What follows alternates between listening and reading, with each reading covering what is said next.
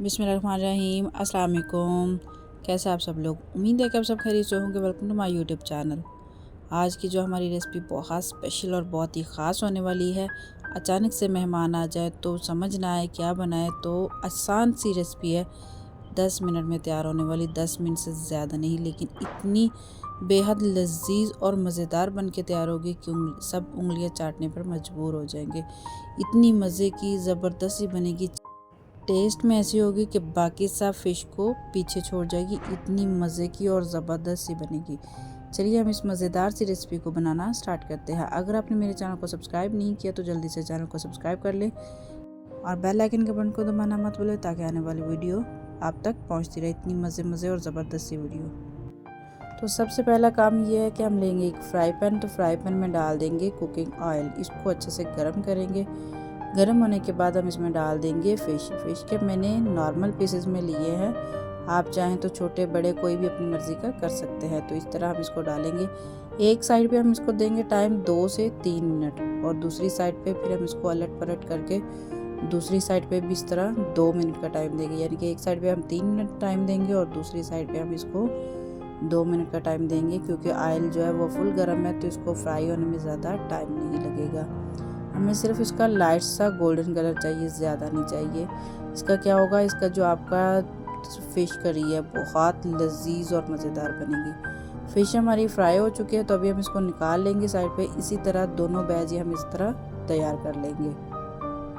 Fish को fry करके तो उसको मैंने कर दिया साइड पे। तो यहाँ पे मैंने एक खुली कढ़ाई ले ली है। तो कढ़ाई में डाल देंगे आधा कप ऑयल। कुकिंग ऑयल ले लें, घी ले लें, या कोई भी ले लें, आपकी मर्ज़ी है। तो आप इसमें मस्टर्ड ऑयल भी इस्तेमाल कर सकते हैं। इसमें मैंने एक अदद प्याज लिया है। प्याज को मीडियम ब्राउन करना है, हाई नहीं होना चाहिए। यानी कि अगर आपका बिल्कुल ब्लैक नहीं होना चाहिए, मीडियम ब्राउन होगा ना, तो इससे आपका जो फ़िश है बहुत ज़बरदस्त और मज़े की बनेगी।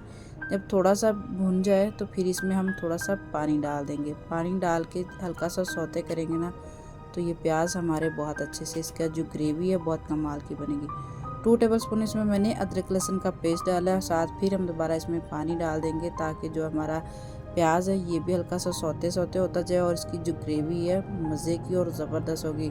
आप इस तरह ब्राउन प्याज करके बनाएंगे ना फ़िश, तो मुझे यकीन है आप कभी भूल नहीं पाएंगे। तो इसमें डाल देंगे स्पाइसेस में मैंने डाला है 1 टेबलस्पून लाल मिर्ची पाउडर, हाफ़ टी स्पून नमक डाला है, हाफ़ टी स्पून इसमें हल्दी पाउडर, 1 टेबलस्पून इसमें ज़ीरा पाउडर, 1 टेबलस्पून इसमें साबुत ज़ीरा, और 1 टेबलस्पून इसमें मैंने धनिया पाउडर डाला है। धनिया यानी कि दरदरा सा कूटा हुआ, इसे ज़्यादा नहीं डाला।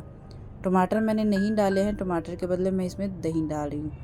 दही से बनाएंगे ना तो क्या लाजवाब और टेस्टी बनेगा। इसकी ग्रेवी इतनी कमाल की होगी, खाने वाले उंगलियां चाटने पर मजबूर हो जाएंगे। तो मैंने इसमें 2 टेबलस्पून इसमें लेमन का जूस डाला है। मेरे पास फ्रेश था तो मैंने फ्रेश डाला है, आपके पास कोई भी हो तो आप डाल सकते हैं। बुनाई हमारी कंप्लीट हो चुकी है, तो अभी हम इसमें डाल देंगे फ़िश, जो कि मैंने फ्राई करके रखी है। इससे ज़्यादा टाइम नहीं लगेगा, यानी कि जो कि हमारा ग्रेवी बनाने में टाइम लगा है 5 से 7 मिनट, और इसको सिर्फ दम पे देना है। इसको मैंने थोड़ा सा पानी लगाया है, 2 से 3 चम्मच लगा के इसको दम पे छोड़ दिया, यानी कि ये अच्छे से इसका जो मसाला है फ़िश में रच जाए। तो देखिए हमारी फ़िश जो है बहुत कमाल की ज़बरदस्त बन के तैयार हो चुकी है। तो इसमें मैंने गार्निश के लिए हरा धनिया और हरी मिर्च डाली है। इससे इसका जो जायका टेस्ट है बहुत लाजवाब और टेस्टी बन जाएगा। इस स्टेज पे अगर आपको मेरी वीडियो ज़रा सी भी अच्छी लग रही है तो मेरे चैनल को लाइक शेयर एंड सब्सक्राइब करना ना भूलिएगा, और बेल आइकन के बटन को दबाना मत भूलिएगा, ताकि आने वाली मज़ीद ऐसी अच्छी वीडियो आप तक पहुँचती रहे। तो अभी हम इसको करते हैं डिश आउट। डिश आउट के लिए कितनी लाजवाब और टेस्टी लग रही है। टाइम कितना लगा, 10 से 12 मिनट, इससे ज़्यादा टाइम नहीं लगा, लेकिन बनके बहुत मज़े की तैयार हो चुकी है।